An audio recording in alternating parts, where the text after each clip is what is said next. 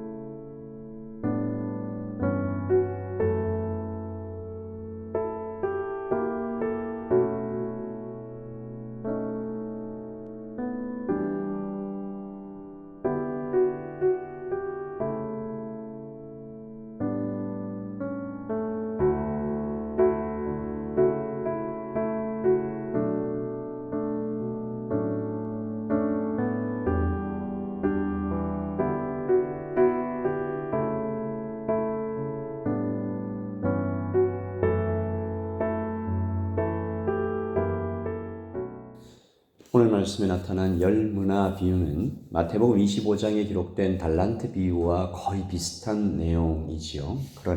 하지만 예수님께서 말씀하시고자 하는 주제의 차이가 있습니다. 달란트 비유는 가진 은사와 재능을 최대한 활용하고 성장시켜서 하나님께 영광을 돌리라라는 그 내용에 초점이 있다면 오늘 10문화의 비유는 사람들의 잘못된 생각들에 대하여 즉 오실 메시아에 대한 비뚤어진 생각을 꼬집어 주시기 위한 것이라고 볼 수 있습니다. 여러분, 여기에 나타난 이 종과 백성들의 잘못된 생각은 어디서부터 시작되었을까?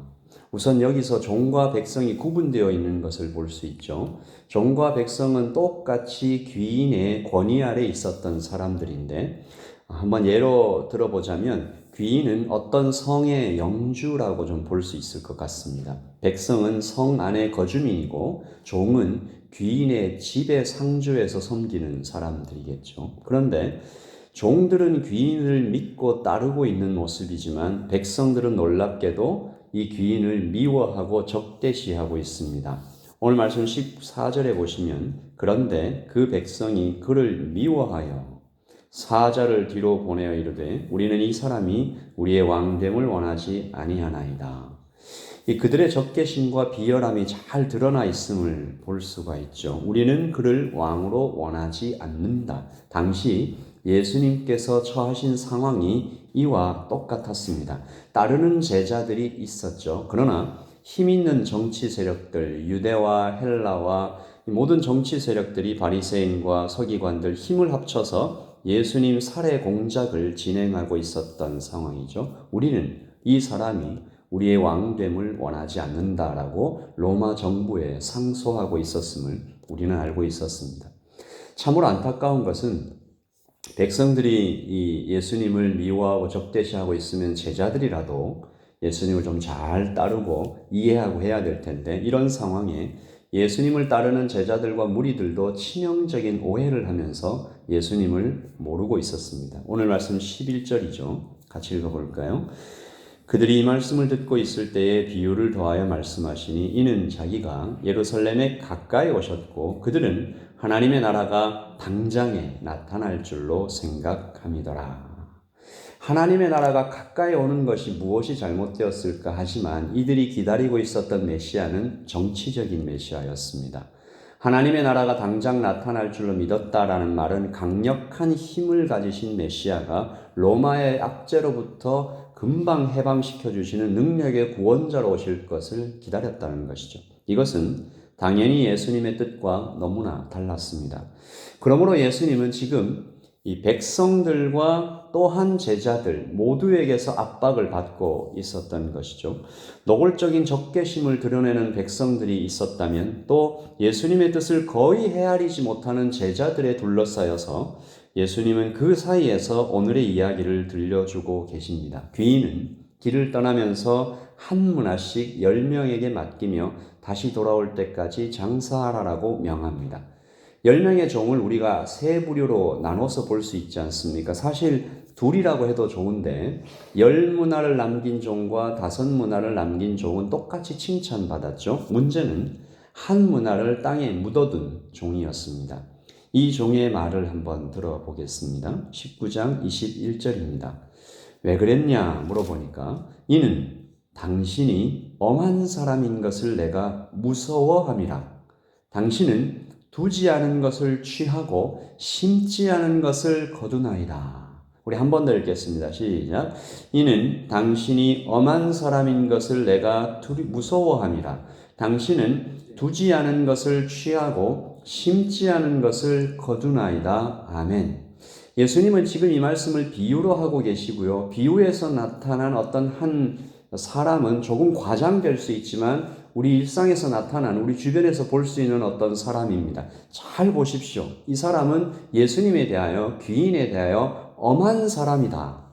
하드맨이다. 그리고 또 두지 않은 것을 취한다. 악덕 착취자 같이 말합니다. 누가 예수님에게 이런 시선을 갖고 있을까? 조금 다르게 생각해 볼까요? 예수님을 무서운 분, 하나님을 요구하는 분으로 생각하는 사람이 왜 없습니까? 회사의 사장처럼 결과가 나오지 않으면 벌을 주고 해고하는, 하나님을 대할 때 명령을 어기면 무서운 벌을 내리는 존재로 여기는 사람이 왜 없을까요? 그런 사람이 우리 주위에 있습니다. 그리고 당시에는 훨씬 더 많았습니다. 왜 이런 일이 생겼을까요? 율법에 짓눌렸기 때문입니다.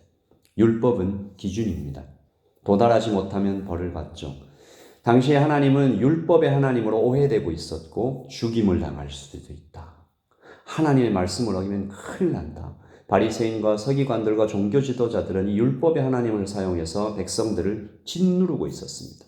그러나 예수님께서 오셔서 은혜를 얘기하시죠.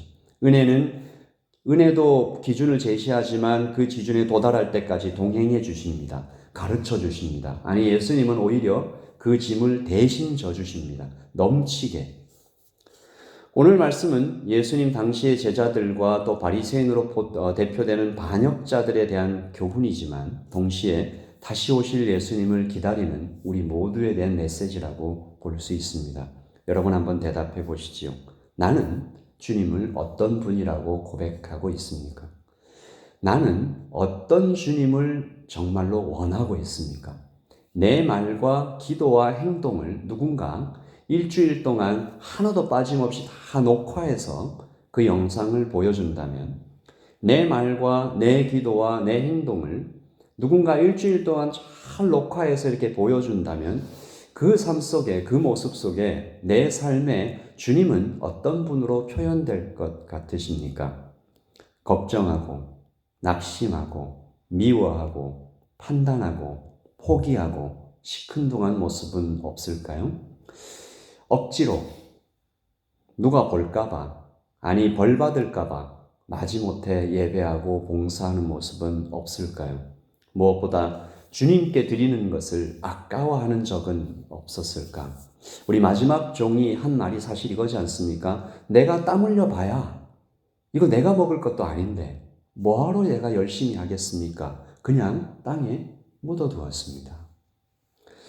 조금의 고민도 하지 않았다라는 것이죠. 오늘 이 시간에 우리가 함께 기도할 것은 은혜를 알게 하소서. 같이 기도하십시다. 율법에 휘둘려서 율법에 따라서 우리가 살아가는 사람이 아니라 은혜를 알게 하소서. 그리고 우리의 목표가 내가 먹는 것이 아니라, 내가 먹지 못할 것은 두는 것이 아니라 풍성히 남겨서 남을 먹이는 사람 되게 하소서라고 기도하는 오늘 아침이 되기를 소원합니다. 우리 그 기도를 담아서요, 아까 우리가 드렸던 찬양입니다. 323장 통일찬송가 355장 부름받아 나서니 몸 어디든지 가오리다. 그 종과 같이 살지 아니하고 괴로우나 즐거우나 주만 따라가오리다. 주님을 엄한 분, 착취자 이렇게 생각하는 것이 아니고 존귀 영광 모든 권세 주님 홀로 받으소서.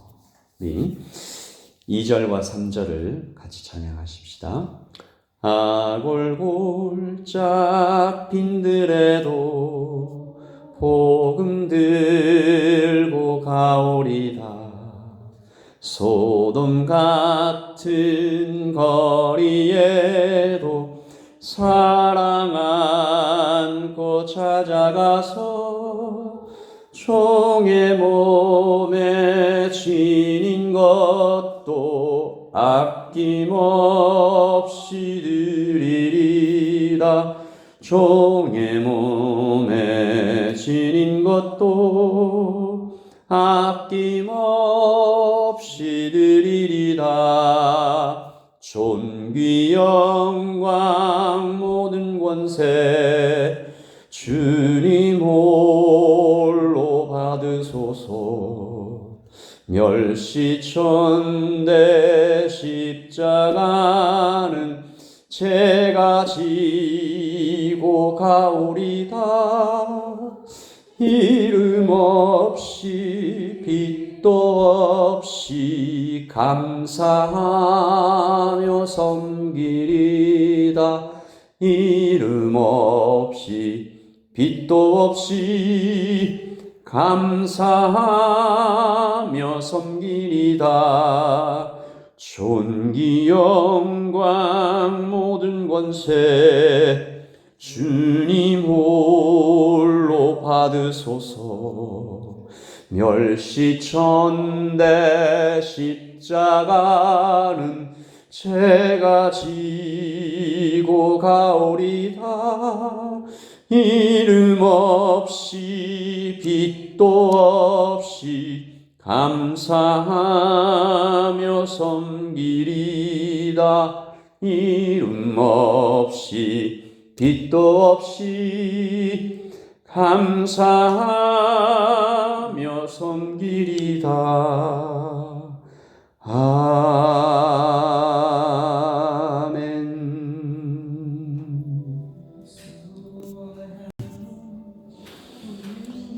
멸시천대 십자가는 제가 지고 가오리다.